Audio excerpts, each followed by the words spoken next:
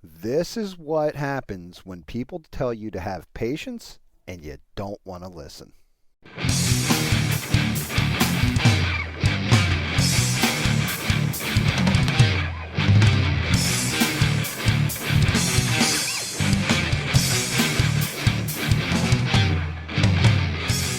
Welcome back to Gam Catches Up. Today's story is going to be one of complete idiocy. So before we get into the video, if you could, hit like, share, subscribe, hit notify. It'll keep you informed of when I post next. Anyway, today's story took place on 4th of July of whatever year it was back then. One of the benefits of living out in the Pine Barrens your whole life is you're pretty close to the Jersey Shore. A lot of times I'd get done working at the bar I worked at. Guido'd come pick me up. We'd go down to the Jersey Shore for a couple hours and then we'd come back. Same night. For this 4th of July, we were going to have to take a little bit of an extra road trip because there was a couple people we had to meet up with down in Wildwood Crest. Now, I was riding with Guido, so it was Guido and I in one car. Then Reg was going to take his car with this other guy. His name is Bood, but a lot of us just referred to him as the Weasel because he had this Weasley face. So I think going forward, I'm going to just call him the Weasel. Then the last pair of people that were going with us were Reg's girlfriend at the time, who was this very nice girl, but very, very annoying. And the only way I can describe what she looked like, and I'll post a picture right here. Yeah, monkey face.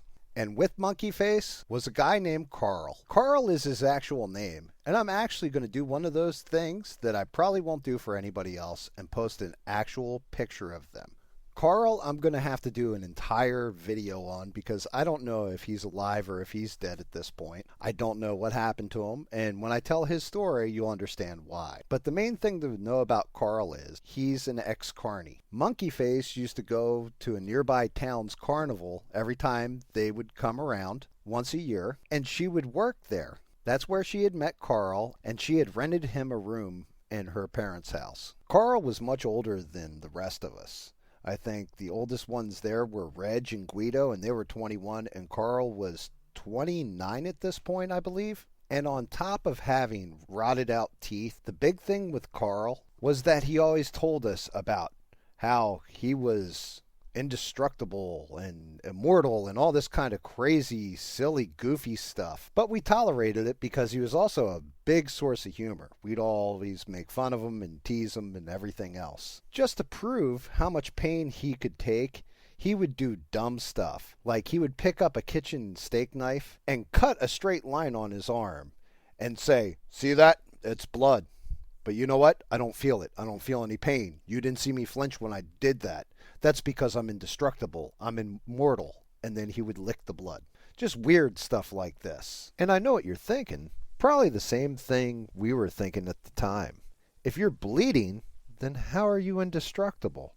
And that just added to us making fun of him. But like I said, when I do the video on him and go into all the different lies and dumb stuff he did, it'll make a lot more sense. So since 6 of us were going and Weasel's house was the closest one to the main highway, we all decided we would meet there. So Guido and I loaded up, we drove to Weasel's house, and this is an actual picture from that day, even though I've covered up mine and Guido's faces. Funny enough, it is summertime and I am wearing my trench coat. This was my actual brown trench coat instead of my normal black one. But I digress. Met up with Reg and Weasel. We're all inside and hanging out and everything else. Monkeyface and Carl arrived not long after. When Monkeyface and Carl got to the house, Monkeyface started complaining, saying that her car seemed like it was overheating and everything else. And all of us were just like, okay, well, we'll check it in a little bit. We're sitting in there and we're BSing, and everybody's all excited to be going to the shore and see the fireworks. But Monkeyface is one of those super annoying people that want everything done in their time immediately. And she had this voice. She had this super annoying voice that sounded like somebody had stuffed her cheeks with socks full of packing peanuts. And she starts laying into Reg. "Reg, could you come out and take a look at my car?" Reg turns around and says, "I'm not doing anything until that thing cools off if it is in fact overheating. Give it time. It's summertime. It's already running hot. I don't want to get scalded and burnt. Cut me some slack here. I'm having fun with the guys. Ha ha ha ha. But good old Carl is just like, I'll go look at it. And Guido, Reg, myself, and Weasel all look at him and say, do not touch that thing until after it's cooled off. You're going to burn yourself. Carl, all cocksure, says, that's fine. I won't mess with it. I just want to go look at it. So we figure there's no harm. He's just going to go out there and pop the hood. Poke around like he knows what he's doing. And there's not going to be a big deal about it. Plus, it would appease Monkey Face and she would go away taking that whiny voice with her. So we're sitting there for about 10 minutes, just chilling. We're going to get going here in another 5 minutes. And Monkey Face comes inside and says to Weasel, do you have a glass of water? And Weasel hands her the water. Thank you. She goes walking out the door. We go back to chit-chatting. 2 seconds go by and she comes back through the door again. Can I have another glass of water, please? So Weasel gives her the glass of water. We're still chit-chatting. She comes back in about 2 more seconds. Can I have another glass of water, please?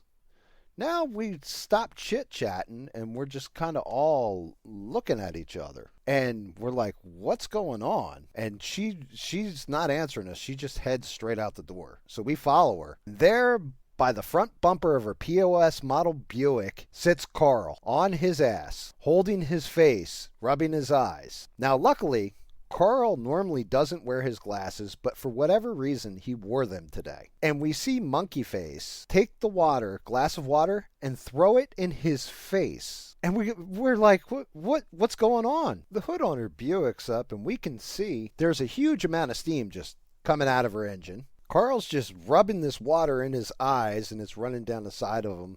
And he's like, I need more water. I need more water. It's pretty obvious to us at this point that the 2 other glasses of water that were asked for were thrown right into his face the same way. All of us now start to notice this bright redness in his skin and little blisters beginning to form on the right side of his face, his neck, and on his exposed arm on the right side of his body. So Weasel runs and grabs the garden hose, turns it on, starts spraying him down with the garden hose, and he's just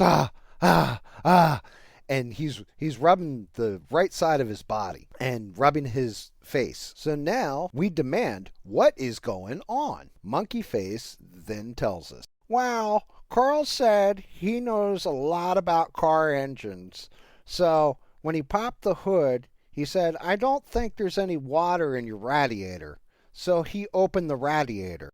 There was a collective gasp from all of us. When he took the rag, put it on the radiator cap, and turned it, the thing was so hot that it blew the cap off, and all the steam had hit Carl in the right side of his body, right into his face. If he hadn't been wearing his glasses, it probably would have burned his eye out. Reg dashes into the house, grabs the phone, dials 911, calls for an ambulance. We take Carl into the house. That would be Weasel, myself, and Guido. Carry him up the stairs, get him into the shower with all his clothes on. So now we turn it on super cold. This was good because it's probably the first shower that he actually had in a week. But I digress. And he starts yelling, the pain, it hurts so bad. And Guido and I look at each other and we look at Carl and we said, but Carl, you said you don't feel any pain. I thought you could take any kind of pain that was thrown at you. I can't take this kind of pain. So Guido and I have to leave the room because now we're laughing. The ambulance comes. They come in the house. They get Carl. They load him in the ambulance. We load up into Guido's car and Reg's car, and we drive off following the ambulance to the hospital. They admit Carl. He's got 1st and 2nd degree burns. I think 1 or 2 3rd degree too. The doctor basically said the same thing we did. It was fortunate he was wearing his glasses. He really could have lost his eye. So now we get to go into his hospital room and go check on him and everything else. And he's in there and his whole right side is bandaged up. Chunk of his face is bandaged up. Now time has gone by from him getting burned up, waiting for the ambulance, getting to the hospital, getting admitted, getting treated, getting put up in this hospital room. And Guido and I know that we have to leave soon. Otherwise, we're not going to be able to catch up with the people we were supposed to meet up with. Back then, pagers were a thing. Cell phones weren't. So now Carl starts hitting us with this guilt trip about, I'm going to be all alone on 4th of July and everything else. And then Guido points at the window and says, see right there? Carl looks out and he said, yeah, I can see. Guido says, yeah, that's where the fireworks are going to go off over towards the bridge. Just watch that area. All right, we got to meet some friends later. And he grabs me by the arm and we leave. Reg had a special disdain for Carl. He never liked the guy, ever. So when Carl started trying to hit him with the pity me, will you stay here with me BS, Reg said, nope, but Monkey Face will. Ha ha ha ha, I've got to go. And he grabbed Bood's arm and drug him out of the room. So Monkey Face ended up spending her 4th of July with Carl in that hospital room. I don't know if they saw any fireworks. I know that Guido, Reg, Weasel, and we all had fun down the shore though. So let this be a lesson for you kids. If somebody says, hey, I think my car's overheating, do not, under any circumstances, pop the radiator cap off until the car is completely cold. That's my story for today. Thank you again for listening. Hopefully you guys enjoyed it. And if you did, please give a like, share, subscribe, and hit the notification bell. It'll let you know when I post more videos, and I should be posting every Tuesday. So until next time, I'm Gam, and I'm out like an Amish guy in a Best Buy.